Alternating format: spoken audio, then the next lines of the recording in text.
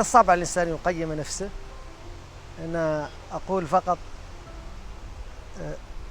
أشكر الله على النعمة التي أولاني إياها، وأقول ربي قد آتيتني من الملك وعلمتني من تأويل الأحاديث فاطر السماوات والأرض أنت ولي في الدنيا والآخرة توفني مسلما والحقني بالصالحين.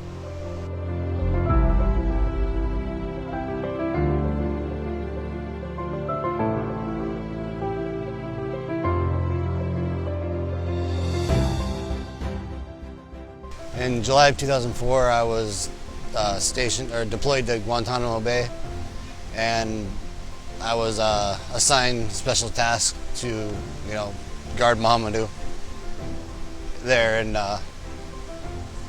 yeah, he was a special prisoner, with supposedly had a lot of high intel, and he was kept segregated from the rest of the prisoners.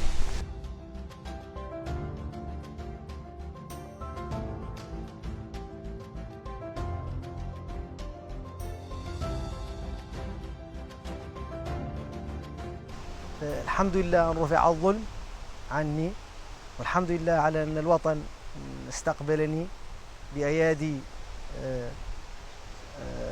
مفتوحة، وعلى هذا على المستوى المواطن العادي وعلى المستوى الرسمي.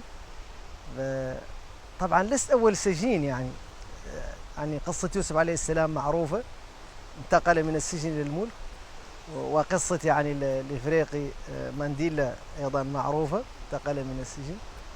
و في أمثال كثيرة على هذا. الحمد لله على رفع الظلم والانتقال من السجن إلى شخصية وطنية ودولية. الخلاصة أنه آن الأوان أن يحترم الإنسان الموريتاني كإنسان مثقف، وكإنسان منفتح، وكإنسان يجسد الإسلام الوسطي ويجسد الأخلاق، وأن ينظر إليه كما هو، وأن لا ينظر إليه كإنسان إرهابي يخيف العالم ويقتل الأبرياء. وآن الأوان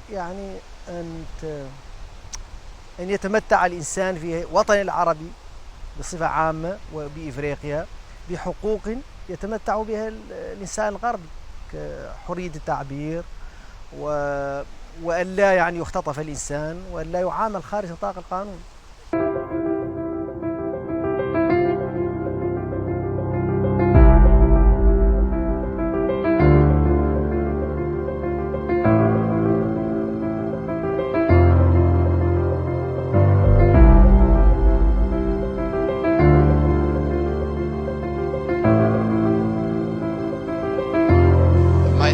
When I started, it was it definitely had gotten better. He had been tortured. Once he started,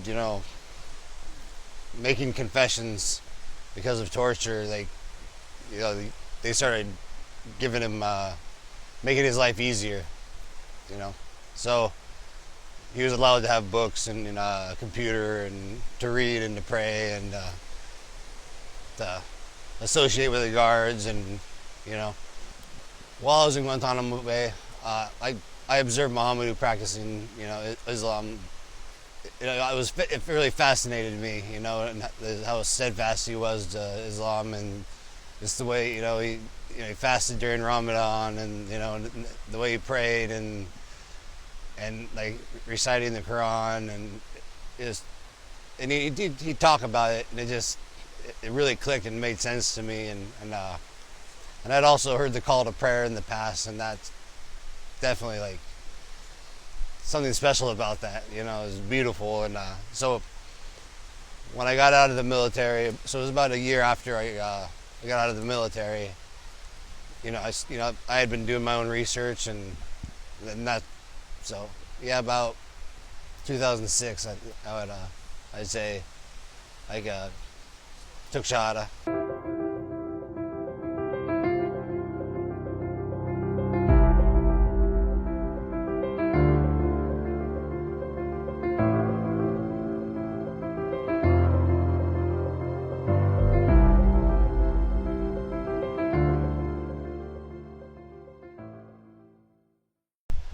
first discovered محمدو Salahi when his book Guantanamo Diary was published in 2015. I work for The Guardian, I'm a filmmaker for The Guardian, and they wanted to publish some stories around his book. They published extracts, and I was commissioned to make a short animated film about how the book was made, about its extraordinary journey from Guantanamo to international publication.